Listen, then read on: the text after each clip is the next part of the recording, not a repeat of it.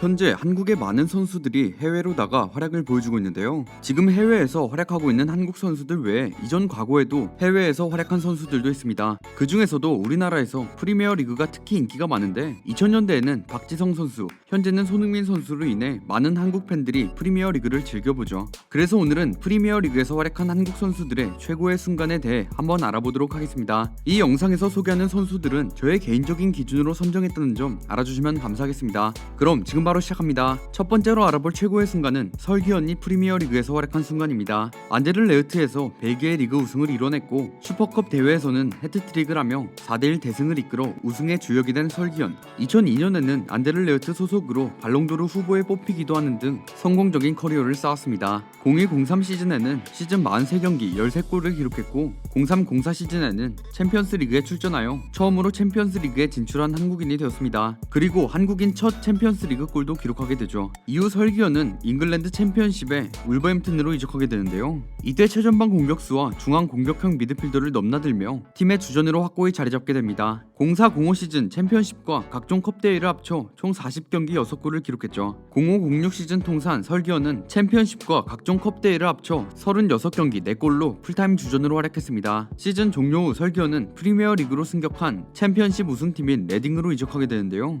당시 레딩은 구단 최고 이적료를 지불하며 설기현에 대한 기대를 보였죠. 이적 초기에는 EPL 선수 랭킹 11위에 오르는 등 EPL에서 상위급의 선수로서 활약했으며 레딩에서도 이달의 선수로 선정되는 등 팀의 핵심 선수로서 활약했습니다. 특히 웨스트햄 유나이티드전에서 베나윤을 농락하고 기록한 결승골은 진짜 엄청난 슈퍼골이었죠. 이런 초기의 엄청난 활약을 바탕으로 설바우드라는 칭호까지 얻게 되기까지 했습니다. 그리고 심지어는 07-08 시즌 EPL 오프닝에도 출전했을 정도로 활약상이 컸었는데요. 이후 설기현은 다음 시즌을 앞두고 풀럼으로 팀을 옮기며 프리미어 리그의 마지막 커리어를 쌓았습니다. 두 번째로 알아볼 최고의 순간은 기성용이 프리미어 리그에서 활약한 순간입니다.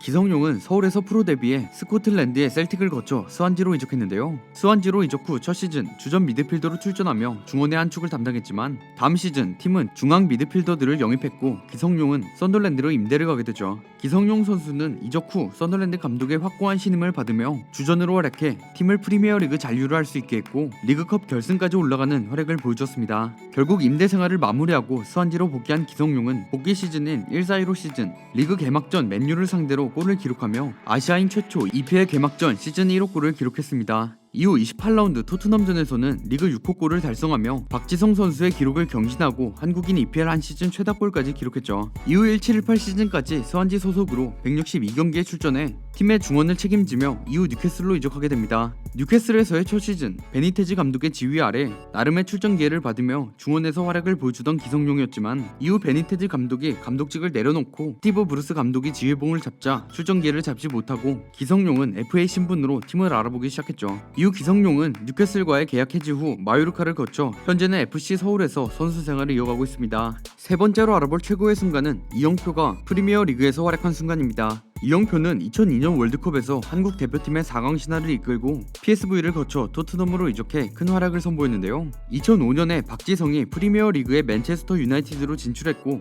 얼마 지나지 않아 이영표도 프리미어 리그의 토트넘으로 팀 내 5위 수준의 연봉을 받고 입단하게 됩니다. 이영표는 토트넘행을 결정짓고 A매치 휴식기가 지난 후 곧바로 왼쪽 풀백 주전을 따내게 되는데 2005년 9월 11일 토트넘의 홈경기에서 리버풀과 맞붙는 경기에 선발로 출전한 이영표는 리버풀의 오른쪽 윙어였던 루이스 가르시아를 완벽하게 묶는 수비를 보여준 것은 물론 공격에서도 만점 활약을 펼치게 되는 활약을 선보였습니다. 특히 전반 28분 왼 측면에서부터 상대 수비 2명을 달고 보여준 헛다리 집기와 드리블 돌파를 보여주는 명장면을 만들어 토트넘 팬들에게 이영표라는 이름을 각인시키게 되죠. 당시 리버풀의 왼쪽 풀백이었던 스티브 피너는 이영표에게 그야말로 완벽하게 농락당했고 이영표는 테크닉을 갖춘 왼쪽 풀백으로 이후 토트넘에서 꾸준히 주전으로 활약하게 됩니다. 두 번째 시즌 초부터 아수 에코토에게 주전 자리를 빼앗겨 4개월 동안 벤치 멤버로 전락했으나 에코토는 겨울에 열린 아스날전에서 멘탈이 무너지는 모습을 보였고 결국 2경기 후반 이영표로 교체되었는데요. 이영표는 그 경기에서 전과는 달라진 수비 능력을 보여주면서 스카이 스포츠로부터 호평을 받으며 이후 주전 자리를 공고하게 지켜내게 됩니다.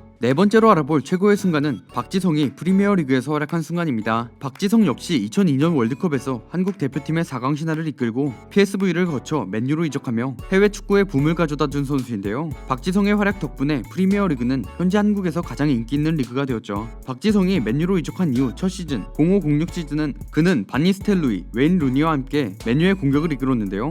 그는 아스날전에서 데뷔골을 기록했고 챔피언스 리그에서는 주장 완장까지 차며 아시아인 최초 맨유의 주장 완장을 찬 선수가 되었습니다. 이후 부상으로 고전하다 0809 시즌 다시 주전으로 활약하며 맨유의 리그 3연패와 챔피언스 리그 결승전 진출에 크게 공헌했는데요. 아스날과 챔스 4강전에서 호날두, 루니와 함께 역습의 정석과도 같은 플레이를 펼쳤고 결국 2경기에서 골까지 넣게 됩니다. 아스날을 꺾고 2년 연속으로 결승전에 진출한 맨유는 바르셀로나를 만났고 박지성은 2경기에서 선발 출전하죠. 아시아인으로서 최초로 챔피언스 리그 결승전에 출전한 선수가 되었고 2경기에서 위협적인 모습을 보여주었습니다. 하지만 당시 막강한 활약을 보여주었던 바르셀로나였기에 맨유는 패배하고 말았죠. 이후 박지성은 0910 시즌 인상 깊고 기억에 남을 만한 장면들을 많이 만들어냈는데요. 특히 아스날과의 경기에서 장거리 드리블로 환상적인 골을 만들어냈으며 리버풀과의 경기에서는 헤딩골을 넣고 머리에서 피가 나는 등 투혼을 보여주었습니다. 그리고 챔피언스리그에서 지금까지 회자되는 경기를 펼치게 되는데요.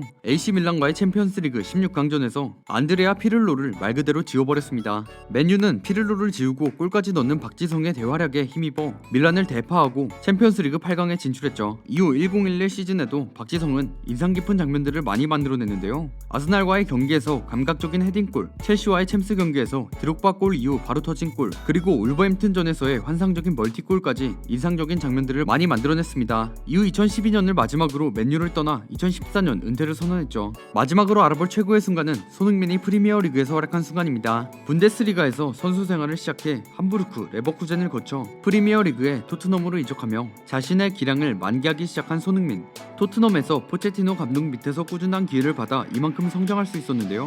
결국 꾸준히 활약을 보여주던 손흥민은 1819 시즌 엄청난 활약을 보여줬습니다. 특히 1819 시즌 챔스 8강 맨시티전에서 1차전 결승골과 2차전 토트넘의 3골 중 2골을 넣으며 손흥민이 토트넘을 4강으로 이끌었다고 해도 무방한 원맨쇼의 활약을 펼치게 되죠. 결국 1, 2차전 합산 스코어 4대4 동점으로 원정 다득점 원칙에 따라 토트넘이 57년 만에 챔피언스 리그로 개편된 이래 최초로 4강에 진출하게 됩니다. 이후 4강 아약스를 꺾고 결승에 올라 리버풀과의 결승전을 치르게 되었는데요. 결승전에서 선발 출전한 손흥민은 박지성 선수 이후 두 번째로 챔피언스 리그 결승 무대에 오른 한국인이 되었죠. 챔스뿐만 아니라 프리미어리그에서도 활약하며 2019년 발롱도르에서 최종 30인 후보에 드는 영광을 안게 되는데요. 한국인 중에서 설기현, 박지성의 뒤를 이어 세 번째로 발롱도르 후보 내에 들어간 것이었는데 그중 손흥민이 최초로 발롱도르 30인 후보에 든 것이었죠. 결국 손흥민은 30인 선수 중 22위로 총 4표를 받으며 아시아 축구 역사상 발롱도르 최고 순위를 기록했습니다. 이후 1920 시즌엔 번리전에서 전세계 팬들을 놀라게 한 엄청난 골을 기록했는데요.